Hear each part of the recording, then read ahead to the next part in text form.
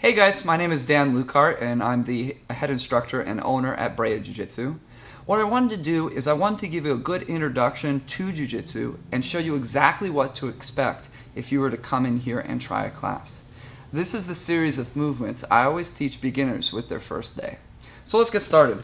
We're going to start in a position called the closed guard here. So the closed guard, scooch up a little bit. The closed guard is where he's locked his legs around my hips like this. This position is very common for beginners and advanced practitioners as well. It's one of the fundamental positions of Jiu-Jitsu. My objective from this position is going to be somehow first to open his guard. This is not a good way to do it, but somehow open his guard, so open his legs, and then get around his legs to a superior position, in this case, side control. So that's your objectives. So let's go over some specific ways in which we're going to do that. So first thing I need to do when I get the closed guard position is I need to get posture. And what posture is, it's kind of this distance between the two of us. So I'm going to grab both lapels, keep a nice tight grip, and put my other hand on his chest. So if Omar here were to pull down, Omar, go ahead and pull down with your arms. I have a very good posture here, so we can't do that. If he's able to break my posture and pull me down, I'm within range of chokes, submissions, and sweeps because my base isn't as good. Which leads me into my second thing that you need from this position. You need a good base. You need to keep your knees nice and wide, like this. And let's get a side view here. What you need to do is you need to keep your bottom against your ankles, so butt to your ankles. If I start going like this, I'm too top heavy. I can be tipped from side to side. I can be swept, we call that in Jiu-Jitsu. So butt really heavy, posture nice and strong. Here's a good side view of the posture and good base. Once we've established these basic concepts behind the closed guard, now we can move to open it. This is something that's actually quite difficult, especially when you're in the seated position. You don't have the leverage to be able to do it, and you're within range of his attacks. So what I'm going to do is I'm going to do a standing guard break. First thing I'm going to do is I'm going to control his sleeve.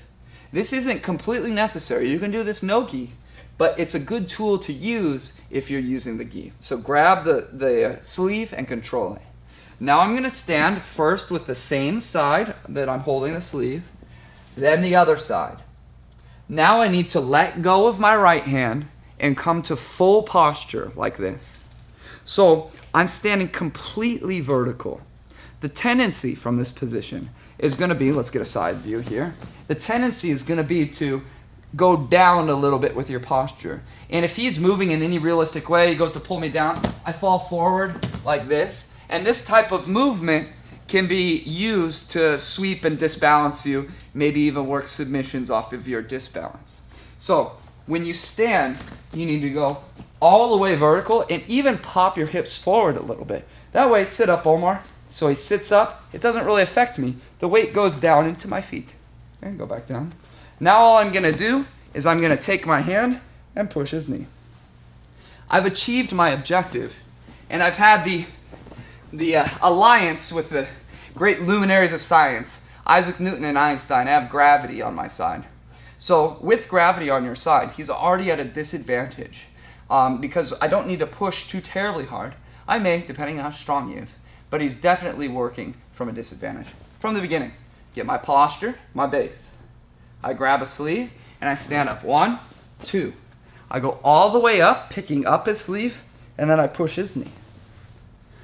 Last time. Here we go. Get my posture, make sure he can't pull me down. Control the sleeve. Stand up. 1, 2, all the way up, push his knee, and open the guard. Stay tuned for the second lesson.